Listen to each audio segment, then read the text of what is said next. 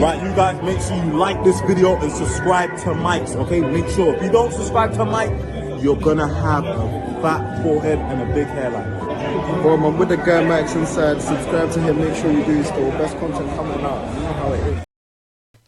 Hello and welcome back to another video, people. Welcome back to the YouTube channel. Make sure you're liking the video and subscribing if you are new. The support recently from you guys has been amazing. And we're live tonight for the Conference League final for probably another unsuccessful hate watch, if we're being so honest, from Real Betis versus Chelsea. So come join me later on. But yeah, today, end of the season. This is end of the season content in a nutshell. Because West Ham are linked to no one apart from some Club Brugge dude that I have no clue about, and none of that is strong. So we're doing a tier list video. We're doing a West Ham end of squad tier list video, kind of like a end of season player ratings video. If you want me to separate that, I could do that as a separate video as well. Obviously, get your thoughts in the Premier chat and the comments as well. But yeah, there's so many ads on this fucking tier list maker. It's pissing me off. But yeah, these are the tiers. We've got keep, we've got bench, we've got loan out, we've got sell, and we've got deport them. Deport doesn't just mean for foreigners, by the way. We are equal on here. We deport the Englishmen as well, but back to their cities, because they can't get out of this country, because if they're English, they're from here, unfortunately. But some of these players are leaving anyway, and we know that. But I think it's best to do this video today. I don't know why some of these players are in here. Like, I don't know why Kaelin Casey's here, but we're gonna do it anyway. Starting with Fabianski. Now he's already leaving. I know you guys are going to make your jokes. Mike's, what would you do? Would you leave West Ham? I would have put him on the bench if it was up to me when it comes to this rebuild. The reason why I say that as well is because we need a better goalkeeper than both our goalkeepers regardless, and Fabianski's 40. As much as I don't want to keep extending a year on these players, which I've complained about before, Fabianski can still do a job as a backup keeper. He probably doesn't even want to be a backup keeper. That's probably why he's going to leave. That's why he hasn't probably announced his retirement, which he is 40 years old, but he's also a goalkeeper, so he can still go on for a few years. He might just go back to Poland. I'm not too sure. Maybe he wants to stay in England. I don't know. But he's not really good enough, I think, to be first choice, but he still does a job. So I would have put him on the bench. I would have just sold Areola, who we'll get onto in a sec, and that's kind of baying out. I might as well just get onto Areola as well. I would sell Areola. But because as much as I like Areola, I think he's a good keeper to an extent. I think this season he's completely fallen off. Like last season, I actually said he was player of the year last season over Bowen, funny enough. Just my opinion. That's how good I thought Areola was last season. Really got us out of sticky situations. Still made some good saves this season, but has made too many mistakes this season as well. And as much as he's a better kicker than Fabianski, he's not a great kicker in himself. And being a good shot stopper is a minimum requirement as far as I think a goalkeeper is concerned. Just because you are literally a goalkeeper. Like, what else am I meant to ask from you, really? Like, good distribution is required now, yes, but mainly just being a good keeper. Then I can go back to your other deficiencies and stuff as well.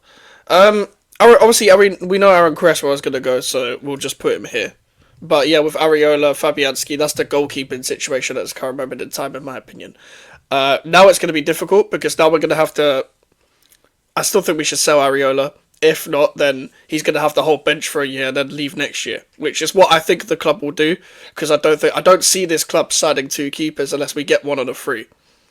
Maybe what they'll do, they'll get like a English keeper that's a backup, like a Sam Johnston or something. I'm not too sure, but we'll see, innit? We'll see. Soufal we know is going anyway, but I would have deported him. Yeah, good riddance, in my opinion. Good first season. Got injured in the second season when he got kneed in the groin by Nemanja Matic in the Carabao Cup game. Hasn't really been the same since. Moyes did play him with injury in that Leicester game where he was terrible, but it's because Moyes played him with injury in that season where we finished 7th, where we drew with Leicester 2-2, a game we should have won at the time. And he hasn't really been the same since. He doesn't really cross as efficiently as he used to, in my opinion. He very one-dimensional in possession, and What I mean by that is that you don't have to be that good in possession if your strengths are that effective where you can cover your weaknesses. And what I mean by that is that his weakness is being pressed on his weak foot that he just goes backwards. The guy doesn't pass with the outside of his foot because he can't. He just goes down the line, makes it obvious that he's going to pass down the line and just put the ball into an area where there's no excuse of like, well, not even no excuse, but it's just going off the pitch and there's no chance of the other player getting that. And then the ball is given away to the opposition all the time. And this was happening more last season than this season, but that's because we've seen Wan-Bissaka more this season. This guy had the audacity to ask for more game time. You can shut the fuck up. Crescencio Somerville, obviously I'm going to keep him, but on the bench for me. I think Somerville's a good player, can be effective. Probably more of an off-the-bench type player, but I do like his attributes. I don't think he'll be... big up to Damien, who asked me in the chat, do you think he'll be cornered by the time he gets back from injury? Like, I think he'll lose a tiny, and I mean a tiny bit of pace, that bit of explosiveness, and I think it takes a while to get back to that full fitness when you've been out for so long from January to, it's looking like August, September-ish. But I do think we should be signing another left winger just so that he can be a bench player for now, not just because of his quality, because I think he's a good player, but because of his injury as well. Moving on, someone we don't know whether he's leaving or not. Mikel Antonio. Now, we've had discussions and debates before in the chat, mainly with Charlie. Shout out to Charlie. The problem is, I have a problem with everyone in this situation, whether it's Antonio's people that are negotiating his contract and the club. If any sane person would have just probably let him go maybe a year or two ago, because I think he's coming to his end. And I knew he was coming to his end this season. I thought we could get one more season out of him. I was wrong. Before the unfortunate crash, he looked like a fish out of water, unfortunately. Because he's lost his pace completely, and he was losing his pace gradually year by year. He doesn't have the same ability to be that physical and just spin someone like his main attribute is. And I like what he has given us over the years, and I think he's a legend. I really like what he's contributed to the club over the years as well. I'm not saying he doesn't have his deficiencies, but I think in the situations where we've needed to turn to someone to get us out of a sticky situation, it's mainly been him and Declan Rice that did that for us. Mainly Declan Rice, yes, I do agree with that, but Antonio has definitely played a big part in that.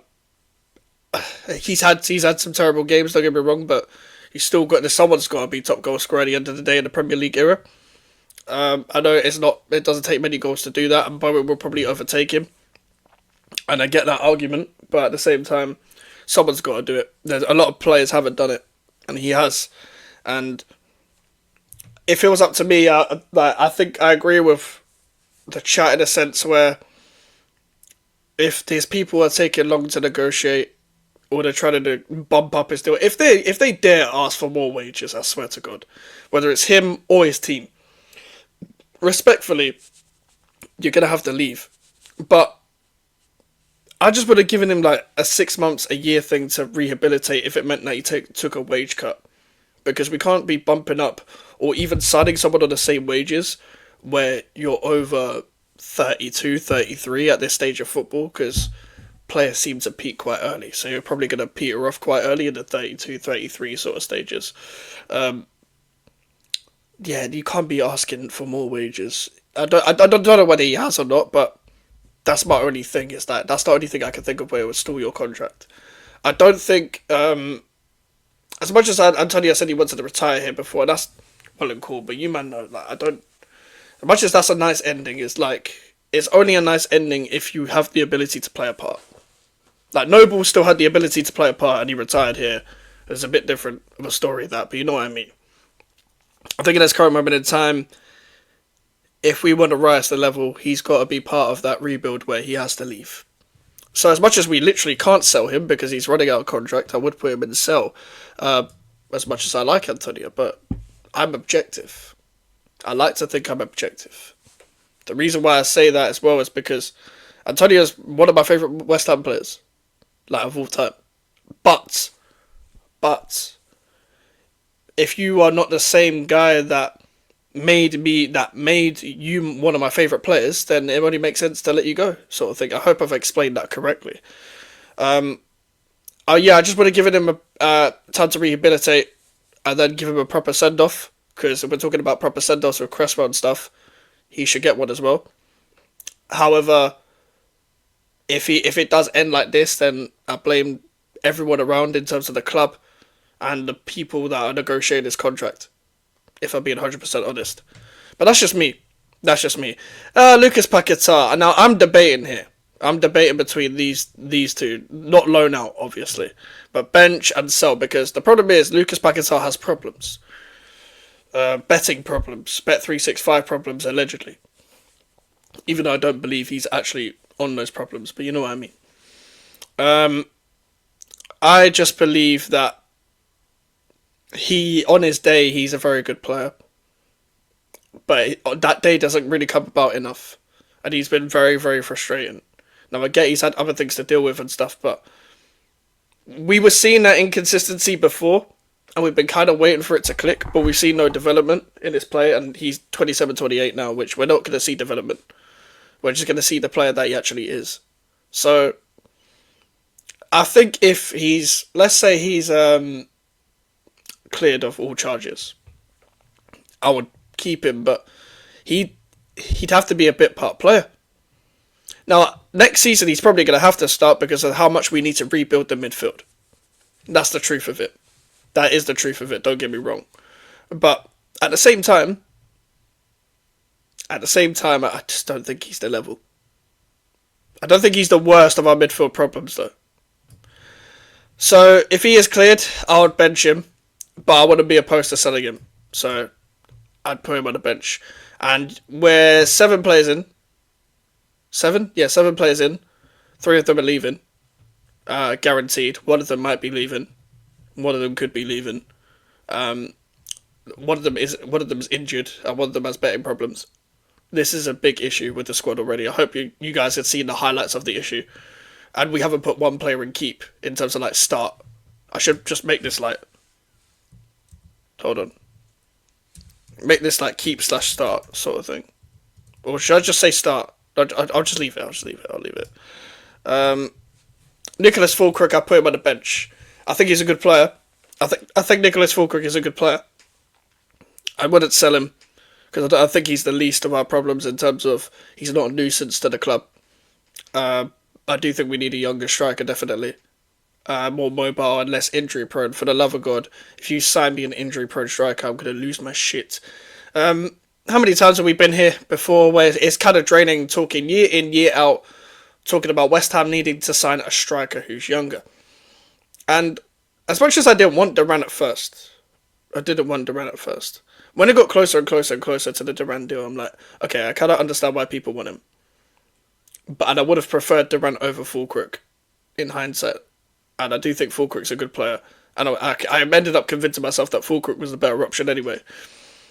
I did also say to people at the time that were sending stuff to me about West Ham advancing for Fulkirk and stuff, it probably would be better off to sign a younger striker because it is a bit of a worry. And we did even say at the time where we did the stream when he was announced of all our strikers are over 30. And as much as you want quality, there's a risk of your strikers getting injured or something mad happening like what happened this season. And I think he's a good player. I think he brings players in. I think he works well with pacey, technical wingers. So I think he has a good relationship with the likes of Jared Bowen and would have a good relationship with Luis Guilherme. But at the same time, he needs to be on the bench. If not, then cool, you can sell him. I do think it was kind of a bit of a thing. And I don't read into Instagram captions too much, but when Man is saying see you next season, I believed him in it. He didn't. So I think his future's going to be up in the air, and I wouldn't be surprised if he does leave. He hasn't been linked to anyone, though. But we'll see in it. I think it's just another case of the circumstances haven't been good, even though he's a better player than what we're showing him out to be. Mohamed Kudus. Now, I think the reason why I'm going to put him here, and you man are going to go mad, the reason why I'm going to put him here is because this whole sell to buy stuff, I don't believe it. Because I think the ownership are just moving mad as they always do. But if we're going to have any funding, it has to be through him. Don't get me wrong, his stocks are not up right now. But unless we finesse, in an ideal world, we could finesse a Saudi club maybe. Because a lot of clubs are not going to really look at Kudus and be like, I want to buy him right now. But at the same time, a lot of his PR is quite up. If I'm being 100% honest, his PR is absolutely sensational. He's got sensational PR. Because I think the idea of Mohamed Kudus is better than the application that we're seeing. Now, yes, I don't think he's good off the left. I don't think he's a left winger. But there's had been times where he's been through the middle and been on the right and stuff, and been in the right half spaces. I hate using that phrase, but right half spaces and them pockets where he's benefited. But sometimes he just doesn't help himself. He doesn't help himself because he doesn't release the ball quick enough. He takes too many touches. And he doesn't really shoot on goal. When he does shoot, he can strike a ball. He's better when he doesn't think. When he takes too many touches and he overthinks, you don't get the best out of his play. Now maybe he still has time to reassess himself, to be a starter or a bench player or whatever. And it sounds mad because we're West Ham United and look where we are and all that. But I think the idea of Mohamed Kudus is better than the actual application in itself. And that's the truth. That's the truth. I'm sorry. I like Mohamed Kudus. I want him to do well. I want everyone to do well at West Ham. And I want the idea of Kudus to come to fruition, sort of thing. Because the idea of Kudus is that he's this like ball magician that can keep the ball and drive with the ball and shoot. And I gave him enough of a blight under the previous manager.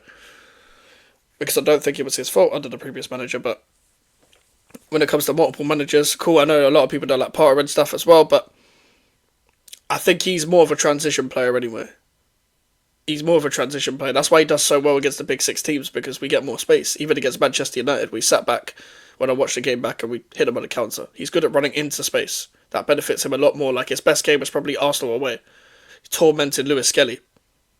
I don't like the whole Kudus Bowen going across the front two sort of thing. Like, I don't like that tactic either. But hopefully he does. Hopefully Potter doesn't do that next season. Mavropanos, deport him. I'm going to Greece this summer, so hopefully I don't see him because otherwise I'll go mad. But deport him. Deport him, straight up deport him. Send him on a flight back to Greece, bruv, and put him in the same prison that Maguire was meant to go to. Bro, if this guy does my fucking head in, and I defended this guy last season, I was propping this guy, but ever since the start of the season, apart from Crystal Palace away, this guy has not really put in a performance where I'm like, wow, what a performance, and stuff like that as well. So, bro, too many individual errors, takes too many touches of the ball. He keeps thinking he can send the ball diagonal. How many times is this guy going to kick the ball off the pitch when we're trying to get a goal at the end? This guy needs to be the first guy to probably leave. Probably the first guy that needs to leave. I think you do well in a 3 at the back low block system. But even then, I just don't want to see him in a West Ham shirt. I'm being so real. He's the only current player that's not going to leave on a free that I'm like, well, not the only, but he's one of the few where I'm like, oh, bruv, just get out. Just get out. But I think you guys know my opinion on Mavropanos already. Luis Guilherme, I'd put him on the bench. I do want to see more of him, though. I do want to see more of him. Now, I wanted him to start at the back end of the season, so people are going to think that I'm a hypocrite. I still think we need to get better players, but I want to see more minutes. I want to see more minutes of Luis Guilherme. Because every time he has come on the pitch,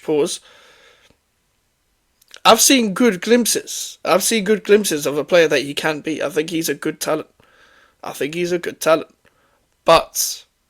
But I think he's going to leave. He's been linked with a move before. He was pretty much nearly advanced with Saudi. I can see him leaving. I can see him being used as a scapegoat to be let go. And I don't understand why the fuck we signed him if we were going to sell him a year later and not play him. But fuck knows what goes on upstairs, bruv. Danny Ings, yeah, this guy needed to go, and he is going, so need I say any more? Edson Alvarez, this guy pisses me off. I'm putting him in the deport section as well. Big up Fuego, that usually watches my videos. But, bruv, this guy does my head in. Man.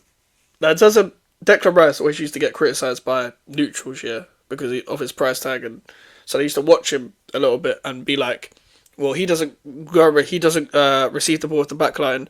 He doesn't pass it between the lines. And he's one-dimensional. This is exactly what Edson Alvarez should be criticised for, and more. This guy is too hot-headed, always bound to get a card, always bound to put you in trouble. Again, I don't know why this, like most of these players, their only good performance was against Arsenal away. Like, he was good against Fulham at home, and then everyone said he was back or whatever. Had shit games, then turned about Arsenal away, then was shit again. The guy is one-dimensional in his own play. He thinks he can carry the ball better than he actually does. He just usually carries the ball, loses the ball, runs into a player, fouls the player of the opposition team. Takes too many touches of the ball. Doesn't go and receive the ball. Doesn't pass to anyone in the middle. He always acts like he's going to pass someone in the middle, then goes sideways, then goes backwards. This is not what someone I want in a defensive midfielder. I said this when Potter joined, that we needed better midfielders if we're going to play his style, which is why I think we've not gone to his style as much. But that's kind of his own problem as well, because there are other players that you can play in this squad if you actually want to play your style. I'm not saying they're great or anything, but at the same time, like, there are other options on the pitch. But Edson Alvarez is not the level. He should also be one of the first to go. Finally, we can put someone in keep. Jarrod Bowen. Fuck Thomas Tuchel, bro. I'm glad Bowen's getting a rest. I don't want him to get called up for England. Don't get me wrong. I don't want these players to get called up to their country because I want them to rest at my club. But at the same time, any England manager that picks Madueke over Bowen, and I don't even think Madueke is a terrible player, is fucking stupid. Let's be real. Thomas Tuchel's stupid. Lee Carsley's stupid. They're both stupid. They are both stupid, to say the least. Jarrod Bowen is one of the best wingers in the league. By far. It's not close. Like, he's up there. He should be up there. He puts in consistent numbers for a terrible team like us. He's out here when we're good. He's out here when we're not good. We rely on him way too much. I have a feeling that he's going to pick up more injuries because of the amount of stress and pressure and the amount of game time that he's already getting in itself. He's never going to be taken off really that much unless we're seeing out a game. He has to play up front at times, which isn't his position. He's not a fucking striker. But a lot of people thought he was last year. People do my head in. It's like people don't watch football. But there's a lot of right wingers. Let's say it's Salah aside. Mohamed Salah is in his own league. Can someone tell me what another right winger that isn't Mohamed Salah can do that Jarrod Bowen can't do? Because I've compared him to many players like Mbeumo and Saka. He's better than both of them. He's better than both of them. It's not close. This is the only player that I'm like, wow, what a player. What's a player in this squad? And people think he's like one-dimensional because his main attribute is scoring goals. He's more than just a goal scorer. This guy creates, he links play with other players to then feed it for himself. He takes games by the scruff of the neck. He's got good technical ability. He can go inside and outside of the defender. Like, I'm sorry, but there's a lot of attributes to Jarrod Bowen. There's so many attributes to Jarrod Bowen that people just don't talk about. And it's very annoying. It's very annoying to say the least because this guy has more to his game than just getting the goals on the stat sheet, but people don't want to talk about it. People don't want to talk about it because people are fucking stupid. Where's Fotheringham? I don't really care, to be honest. I guess we kind of need him to stay for homegrown and shit like that as well. I guess the bench. Like, big up Wes Fotheringham, innit? It must be jokes just being a fucking third choice keeper, bro. That's a sick job to have, you know. I'd like, my realistic, well, not even realistic dream, but let's say like, I wanted to be a footballer. I'm not good at football, innit? So I would love to be a third choice keeper. I would love to be a Fotheringham or Scott Carson when he was at City, or I don't know whether he's still at City, or Tom Heaton at Man United. Bro, you get to chill, bro. Get to chill and be vibes. And be like the spirit of the training ground and the dressing room, bro. Like, he's got a terrific job. I thought it was cringe when we signed him. They said it's Wednesday because we signed him on Wednesday. By the way, he's a shocking keeper. Like, when he played for Sheffield United, I thought this guy was shocking. So the fact that some people, I remember some people in my chat were like, because Areola and Fabianski weren't playing well, it was like, oh, play Fotheringham. Yeah, no. Guido Rodriguez, I would sell. I don't think he's the level. Simple as that. I don't think he's the level. I think he was scapegoated by the fan base in terms of like, oh, he's the worst player at the club and stuff like that as well. He's not, but also I don't think the starters ahead of him are that good. This guy was on a free. He was meant to be a squad player, and he started the season because Alvarez was injured. I don't really blame him too much for this season. People can't really say that it's his fault for why we're shit and stuff like that as well, because he had like before the Man United game, he didn't play at all under Potter, so people can't really blame him. And even before then, this whole fucking Alvarez Rodriguez midfield that Lopetegui was doing did my fucking head in. Hopefully Lopetegui gets his head done. Actually, no, let me not say that. But, bruv, I don't really care about Rodriguez like that. Even though he's like 30, 31, we could sell him for a little bit of money, and there'll still be profit on what we bought him for, because we bought him for fuck all. We bought him for literally £0. He was a free agent. I don't know why Barcelona were interested in him, though. I don't know why Hansi Flick would want someone like him. I know he didn't play well against Ipswich because I saw the goal. Jean-Claire Todibo, I didn't watch the game on the weekend, but I saw the goal. The way people were talking on Twitter, it was like he literally kicked the ball in the net for Ipswich. But I think he's a good player, and I think in a better system, hopefully when we play a little bit more attacking next season, he'll be better. I think he could play in deeper or high up the pitch. If I'm being real, I think he's strong, I think he's quick, he's good in the air, and he's got good concentration. He's actually a good defender where not many people can get past him. But, cool, he made the odd mistake.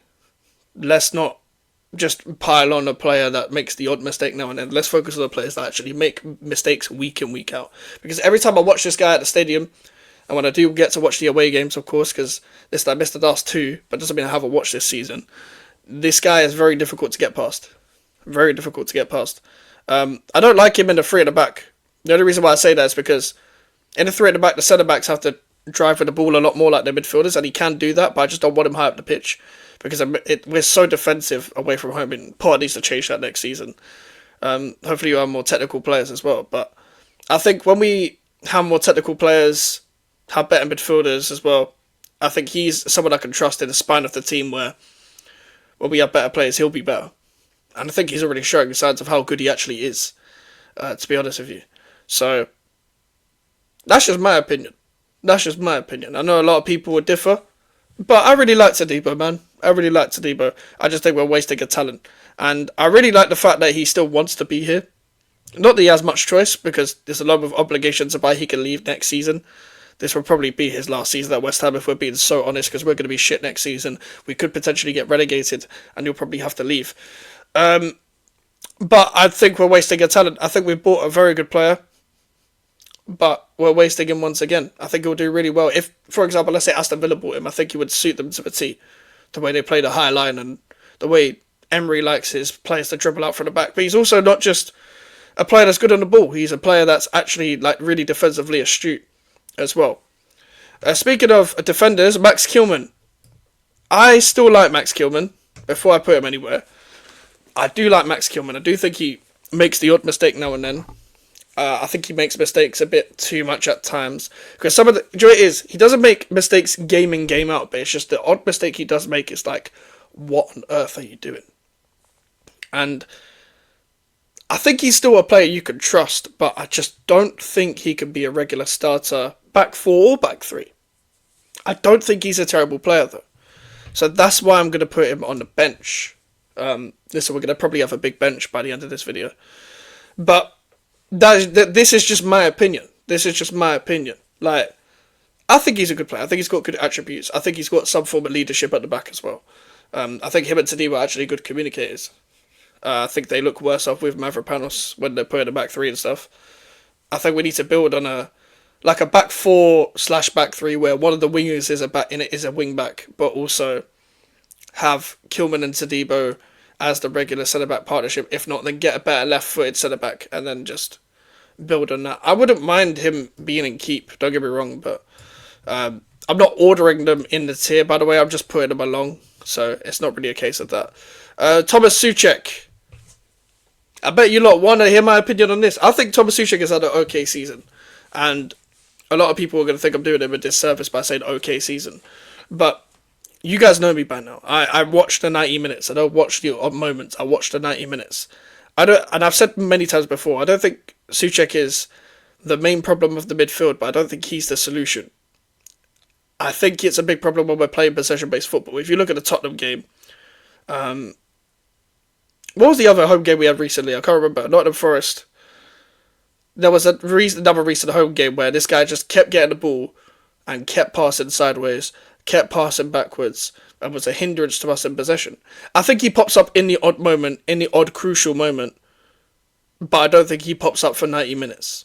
As a midfielder, I'm trying to see all my midfielders be all-rounders, especially if you're an 8, where you don't have to be really a specialist at anything. I'll be so real, but you just have to keep it ticking and do your job.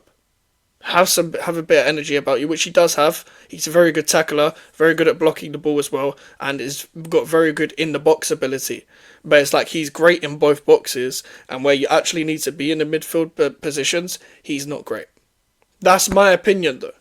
So I will put him on the bench, but put it this way: as I said with him and Paquetá, if offers came in for him, for both of them, I wouldn't mind, because you look at Paquetá, Souček, Rodriguez, Alvarez, and we'll come on to another certain player in a minute.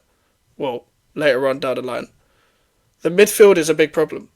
So, let's say for the rebuild that we needed to... No, we're actually going to get 3 or 4 midfielders or whatever. We're going to have a whole new midfield next season. He'd be the last person I'd probably sell in the midfield. But next season he'd have to go. Doesn't mean he not a cult hero for us. He's been very crucial. Very crucial for a lot of our ups in the recent seasons. Don't get me wrong. I was a big fan of his. I'm still somewhat of a fan to an extent, despite the fact that I criticise him so much. But there's been very rare times, especially in the back end of the season, where I've actually criticised the guy. Because you are not the problem. He's not a hindrance to a degree. Like, he's a hindrance in terms of the fact that we need better. He's not the level, in my opinion. But we have bigger problems than Thomas Souček. That's the truth. Someone who I can finally put in keep as well, Aaron Wan-Bissaka. I've never been more wrong about a player in my whole life. In my whole life of supporting football and West Ham United, watching football and supporting West Ham United, than Aaron Wan-Bissaka. Now, I eventually got behind the signing when we signed him. So the last week of when the Here We Go happened, when it finally happened, because that transfer saga took way too long. He did his whole pre-season with Manchester United, and when we finally signed him, I was behind it. I was behind it because not only was it our only option, but also I'm just like, I was watching old games and I was like, you know what, he could do a job, you know. He actually can do a little bit more, you know. I was kind of trying to gaslight myself into thinking this guy was going to be better than I actually thought he was going to be. But it turns out I didn't even need to gaslight myself because the guy is outstanding. Now, every footballer has their deficiencies. He's not a great crosser. He's done well going forward, but he's still not great going forward. No, he's not. But at the same time, I don't care because this guy will exceed his own expectations on the pitch. And what I mean by that is he will try and take his playing ability to a whole nother level. Despite how bad we've been this season, this guy still looks like he's having fun on the pitch. He looks like he's just playing football like how we used to in the park or in a cage or whatever growing up. Not we in terms of me and him because I don't know him personally. But you know what I mean? Like when you grow up, you play football in the park, you play football in the cage. This is how he's playing.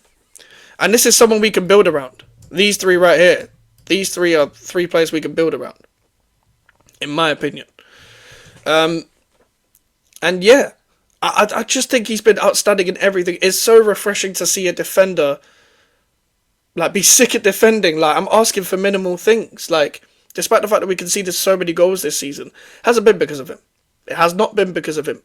He makes wingers scared to come up against him, which is so funny. I love that stuff. And hopefully when we build on this next season, we can see him get the plaudits he deserves, because he's not getting the plaudits he deserves outside of West Ham United, because he plays for West Ham United. But it's not even a case of, Man United shouldn't have sold him or anything. It's just that players do better in different environments, and I think we suit him to an extent. We're not good enough for him. And I wouldn't have blamed him if he feels like I'd handed a fucking transfer. If I was him, I would have handed in a fucking transfer request. Because I've done all of this, and my team has still conceded this many goals. Like, I'm leaving. But big up to Aaron Wan-Bissaka. You see, I know this guy is gonna go, but I would still start him, and that's Emerson. I would keep him for a year or two more. I like our left back options. I'll get onto Ollie Scholes later, but I like Emerson. I think he's underrated. I think it's come to a point where he's been so consistent when he has played that people don't talk about him enough. I think he's kept a good balance in between the whole being concentrated defensively 1v1 wise and going forward. If you actually go back on this channel and look at the time when we signed him and stuff, I was talking about being wrong about Aaron Wan-Bissaka. I was wrong about this guy as well when he signed. I thought this guy was going to be a shocking player. I actually spoke to one of my Chelsea mates, that's not on YouTube, just an off-camera friend. I was talking to him about Emerson. He was like to me, he's not a bad player. He just had other players that we had better players over him in that position. I remember the exact text. So I was like, okay, I'll give him a chance. And yeah, I've been impressed. I think he's, in my opinion, I would put him as cult hero because he played so well in the final. He was so crucial towards that Conference League campaign. Bro, what he gives us going forward and what he gives us defensively is just a lot of stability. Like he doesn't get beat 1v1 that much, and I think especially when he's in a better system. I know Potter doesn't really rate him. I know he's probably going to leave, but I'm going to be upset when this guy leaves. I'm going to be really upset when this guy leaves because I know he's got 1 year left, so we're going to have to get another left back. We're going to have to upgrade and stuff like that, and hopefully we do upgrade. But I think he would have been like decent for us for another couple of years. Andy Irving could go. Nothing against the guy, but I think West Ham fans like the underdog story too much. And I think he's part of that because West Ham fans will back the guy who isn't a fashionable name and try and make him the cult hero. Sort of an underdog story because of like an internal solution that we may have. And I remember a lot of people comparing him to like the Craig Dawson story where we didn't think Craig Dawson was going to be the guy and he was the guy. But Andy Irving isn't a bad player. He's not a bad player. I actually think he should have played a bit more at the back end of the season. Do I think he's the solution? Hell no. But in terms of his technical ability, he actually has decent ability. I thought he was good against Chelsea away, and then we never saw him again. I think, but if I was to have a criticism of Graham Potter, it would be his team selections. His team selections are fucking weird. But I want to see who goes and who joins and stuff as well. Because I mean, Potter said it wasn't going to be surgery, but there's going to be needed surgery on this club. I don't think Andy Irving's a bad player. I think he could actually play in the Premier League for, I guess, a lower league team. We are a lower league team, but for a promoted side, like if Leeds went and come and get him, or Sunderland would have come and get him, or Burnley, he'd do well for one of those teams, in my opinion. Carlos Soler, I would keep him, innit? I would actually put him on the bench, but he's probably not going to join. I do think he's, in terms of technical ability, I remember it was against, who did we play? Forest. When he put Paquetá, Fulkrug and Soler on the pitch, we kept the ball a lot better. We actually had midfielders that can pass the ball, unlike certain men. But when them three were close together, them combining with Guilherme and stuff, we looked like a much better team. I don't think he's a bad player. I think he's a good player. I think he would be a good option for us, but he'd probably start for us right now. I still think we could raise the level a little bit, but I think he's a good player. I don't really see why he didn't get more game time, but I guess because Potter knew he wasn't going to join that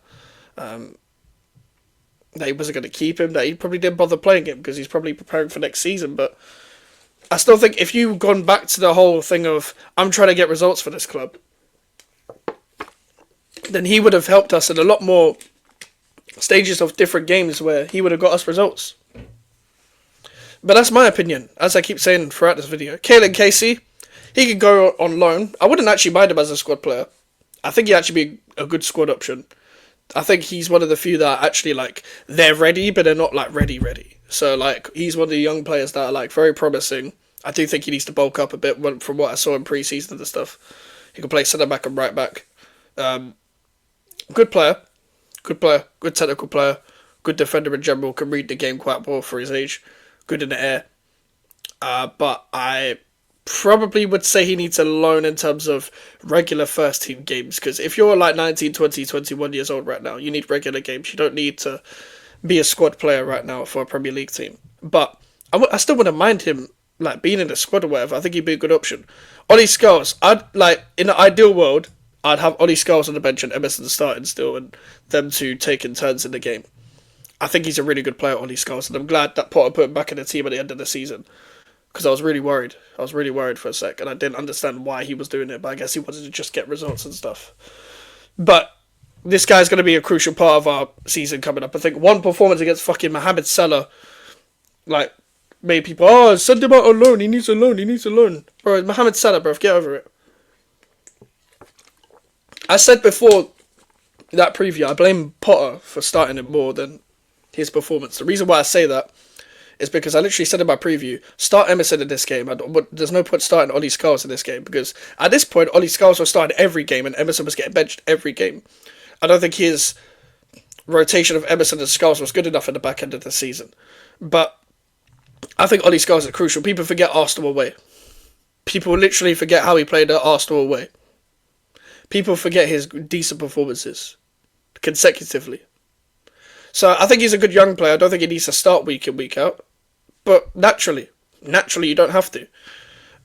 Lewis Orford, he could go on loan. Again, he could be a good option. I do think that he's a decent player. But I want to see him in, like, how we just did George Murphy. He did well at the back end of his loan spell at Bristol City. I would like to see him in a championship side, making it tick.